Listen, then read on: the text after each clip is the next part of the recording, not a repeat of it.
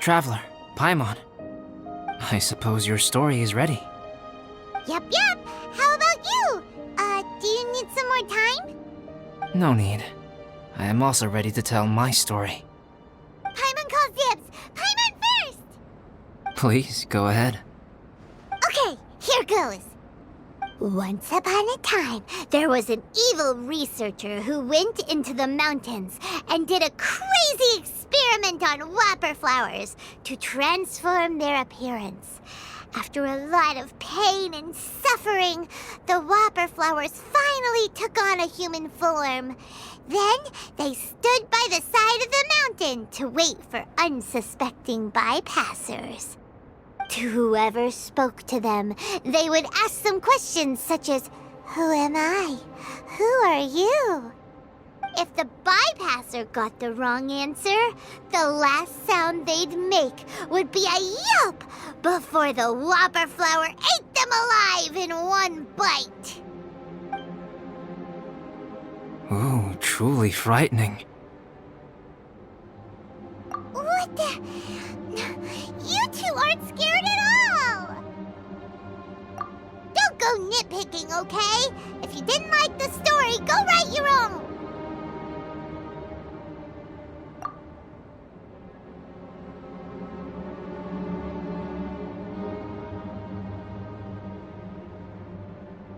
In other words, the whopper flowers would ambush and then completely replace their victims. And then what? Go back to where the person lives? Enter their home? Eat their whole family? Paimon made up this story, but now Paimon's the one who's scared by it. It's a good story. Oh, may I write it down? I may bring it up in future conversations. What for? Just to scare people with? Yes. You've got a real mean streak, Albedo. Mine is a little longer than yours. It starts with an alchemist. A great alchemist once created Subject 1. Subject 1 was her proudest achievement, and successfully blended into human society. No one ever would have thought that this friend of theirs was in fact a synthetic human. However, unbeknownst to Subject 1, the alchemist had tried the same experiment many times before he had come into being. Some of the rejects from failed experiments had been discarded, but had not died. Subject 2 was one such failed experiment. He was swallowed by a great dragon that came to rest upon a snow-swept mountain. Many years later, he was resurrected by the dragon's mysterious power. He saw all kinds of people on the mountain, including Subject 1, who had somehow miraculously blended in among them. Never in Subject 2's wildest imagination had he thought it possible for experimental life forms such as they to deceive everyone so successfully. He saw the way humans accepted Subject 1 as a friend, witnessed their affection as they addressed him by name. This was what Subject 2 wanted. Now, all that Subject 2 desired was to replace Subject 1 and take the joy of his existence for himself. This is giving Paimon the chills. So scary. Subject 2 began to unfold his plan. He stole Subject 1's books and notes and studied all that Subject 1 had learned from the alchemist. Subject 2 was highly intelligent, and he learned quickly. He changed his face into an exact replica of Subject 1's face. Then, he found a plant with mimicry capabilities and transformed it using dragon blood and alchemy. And so, not only did Subject 2 transform his own appearance to perfectly match that of Subject 1, he also created a third entity, Subject 3. What? There's 3 of them now? But Subject 2 wanted to become a perfected human. So, he erased a mark in both his and Subject 3's necks. For these marks were symbols of imperfection. In my view, it was probably a subconscious act, an instinct. He so desperately craved to become a perfect human being that he forgot something. Human beings are defined by their flaws. Subject 2's plan was meticulously crafted. Subject 3 would draw Subject 1's attention. After Subject 1 disposed of Subject 3, he would assume the threat had now disappeared and would let his guard down. The next moment that Subject 1 was alone, Subject 2 would make his move. He would eliminate Subject 1 and become the only one remaining. He would secretly replace the Subject 1 of everyone's memories and inherit his identity, residence, clothing, sword, name, and friends. People would have no idea that the individual they knew had become somebody else from one day to the next. This is way too scary. Paimon's never gonna be able to trust anyone again. But just before Subject 2 could carry out his plan, a unique stranger entered the mix. Subject 2 tried to make contact with this person, but found that they could somehow sense he was different from Subject 1. What's wrong? Are you scared? What happened then? What happened to the stranger? He became a new stage in Subject 2's plan. One more person that Subject 2 had to dispose of. It's as if there were 3 identical roses in a garden. Only one of the 3 was a fine specimen, while the other 2 were defective specimens that bore poisonous thorns. In all the world, only the gardener who tended to them could tell which was the good specimen. People do not like poisonous plants. Only a perfect rose can fetch a high price. If the inferior specimens wanted to conceal the fact of their worthlessness, they would have to take the gardener out of the picture, using their poisonous thorns. This is exactly what Subject 2 was thinking. So, he hid in the shadows and waited patiently. Maybe soon, he would get his chance to become truly human.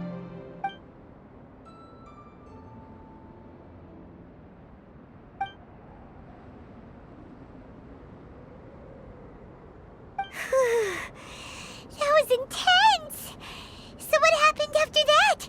Did Subject 2's plan succeed? Paimon can't bear thinking about it. Fortunately, it is just a story. And even in this story, Subject 2 did not succeed. But you can never let your guard down on Dragonspine. Monsters mutated with Durin's power and blood are also creatures of Rhine-Daughter, just like me. You must beware of all such creatures. I'm glad to hear that. It's okay. I know what I am. You and I are both different, so there is no need for me to hide the truth from you. The only thing is that sometimes, when I think about how mighty the power of alchemy is, I feel so small. As beings who set foot in this world, how arrogant are we in desiring to control our destiny and in desiring to create? Is creation an arrogant act, traveler? If not, why do we call the ones that created us and control us gods? If it is, then what qualifies us to call ourselves creators? How far must we take our reverence and respect, and what purpose does it serve? Nothing special, but whenever I think about it, I feel a twinge of grief. Poor Albedo. Hello? Traveler, are you here? Hey, is that Amber? Thought we might find you here. We're here to deliver a message from Cyrus. There's gonna be a big event down at the base camp, and they want you there too, Traveler. Winter camp is nearing its end. Apparently, even provisional instructors are required to attend. Looks like we need to go, Albedo. Bye for now. Then I won't keep you. I have some things to attend to here, so forgive me for not seeing you down. Don't worry about it. There have been no issues getting up and down the mountain recently. Is everyone ready? Let's not keep them waiting.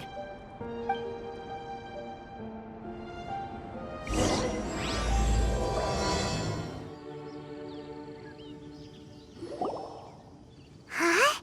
Who is this guy?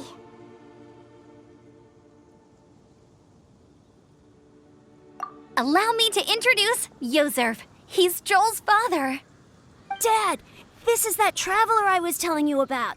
The traveler's helped me out loads in the past, and this time we even built a snowman together. Joel has told me everything about you. I can't thank you enough. Wow, this is amazing!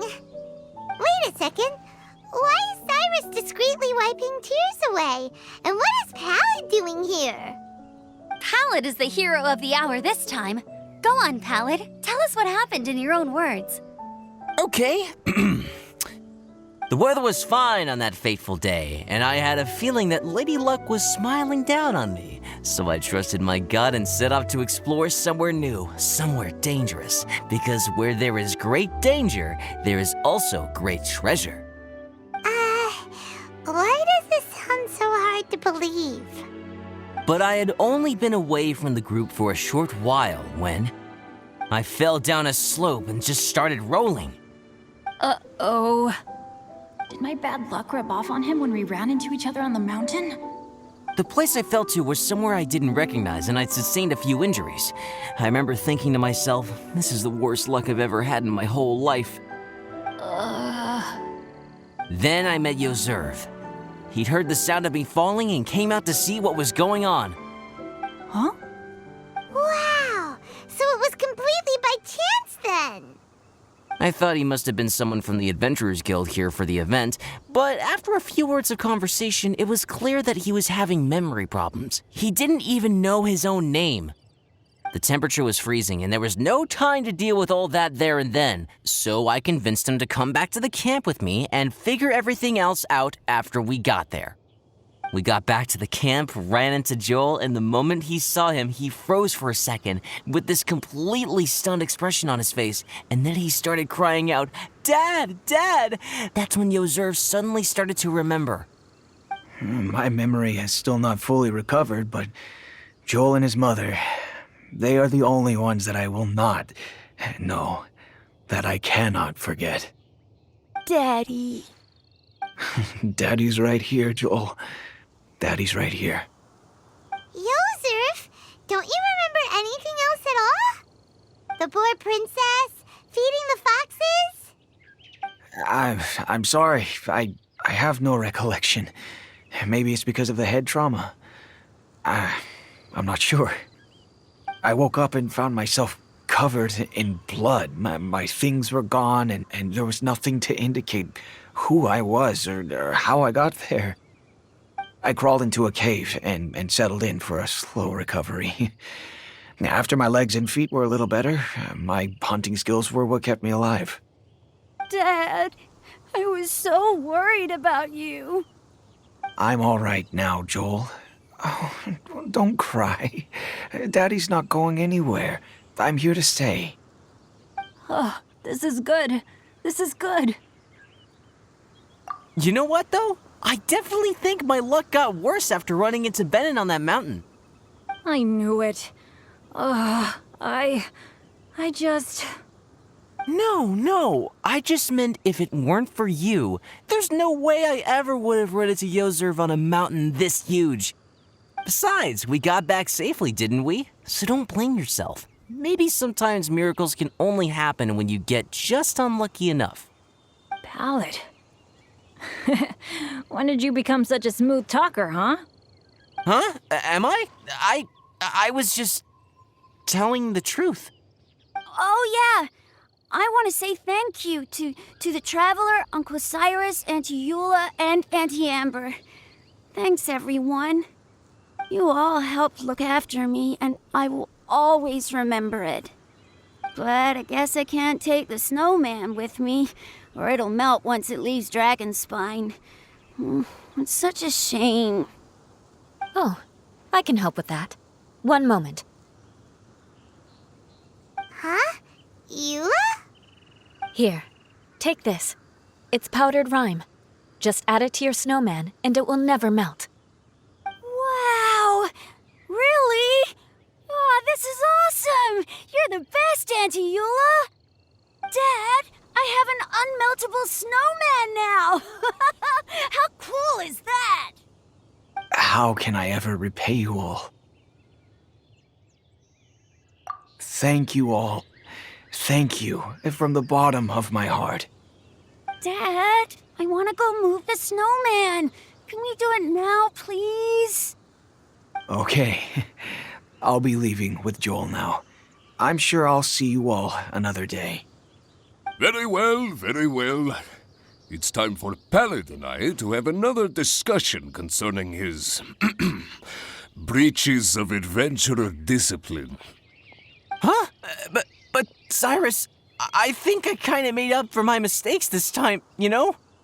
See you guys! Oh, I made this for you and Amber. Think of it as a winter souvenir. Aw, are you sure? This must be really important to you. Come on now, just take it. No need to make such a fuss. Wow! Now our snowman won't melt either! Great!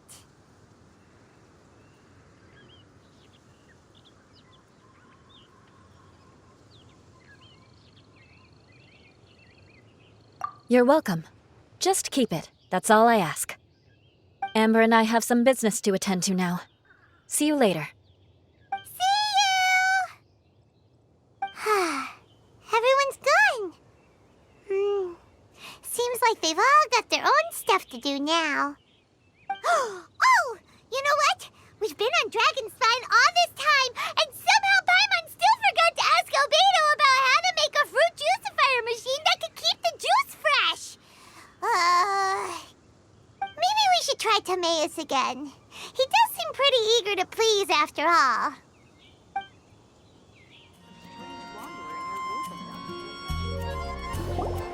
Timaeus! Traveler and Paimon, what can I do for you? Wait a minute. You've got that mischievous look on your face. Oh, you're not still thinking about that ridiculous juicer thing, are you? Timaeus, will you help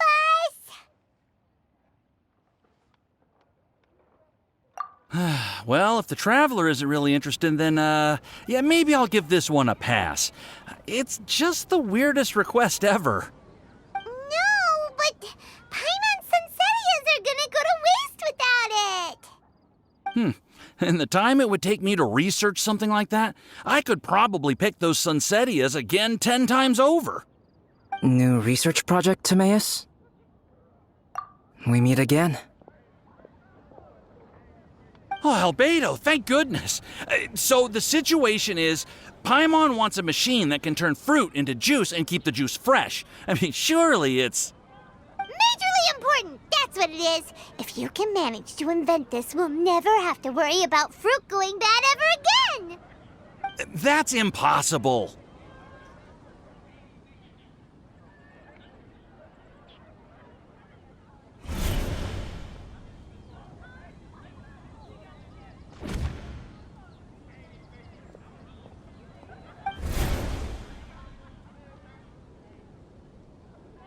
Turning fruit into juice is not hard, but keeping it fresh is more difficult. But if you simply want to keep the fruit from rotting, there are many ways to achieve this. Right, Traveler?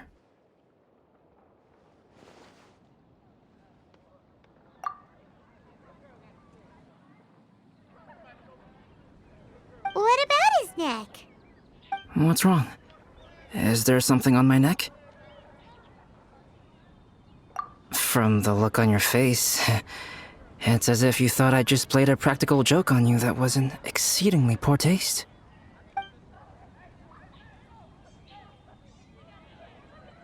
Albedo, you were saying, how do you stop fruit from going bad? Well, one way would be to bury your fruit on Dragonspine, where the snow never melts all year round.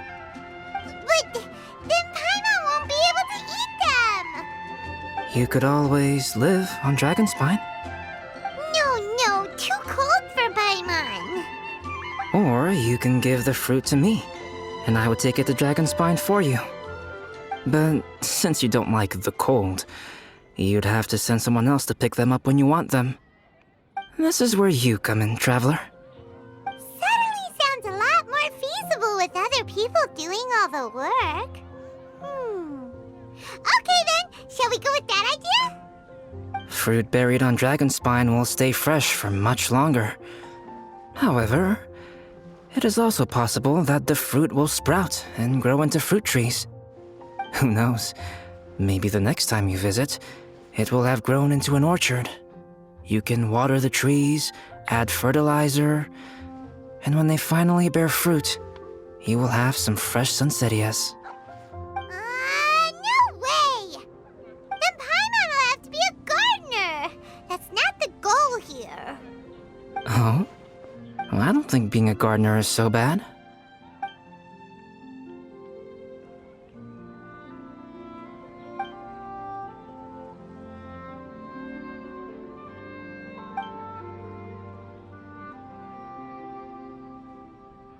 Albedo! Stop trying to get your hands on Paimon's super sweet Sunsettias! It bothers you, does it? Of course it bothers Paimon! They are the rarest, super-duper sweetest Sunsettias ever! And they're not for you! Okay, but they're just Sunsettias. I think you're only so attached to them because you don't have much fruit of this quality in your possession. When someone's pockets are full and their spirit is fulfilled, they don't easily fall prey to this kind of yearning. Really?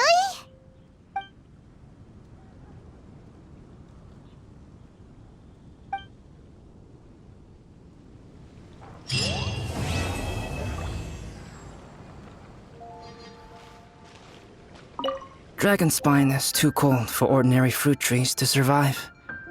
But if, one day, Dragonspine did become home to gardens and orchards, there would be more reasons for people to visit. Perhaps a little life is the key to attracting people. Life may exist in all kinds of unfathomable forms, and in all manner of unthinkable environments. Mysterious, yet tenacious. Perhaps this is what makes life so special.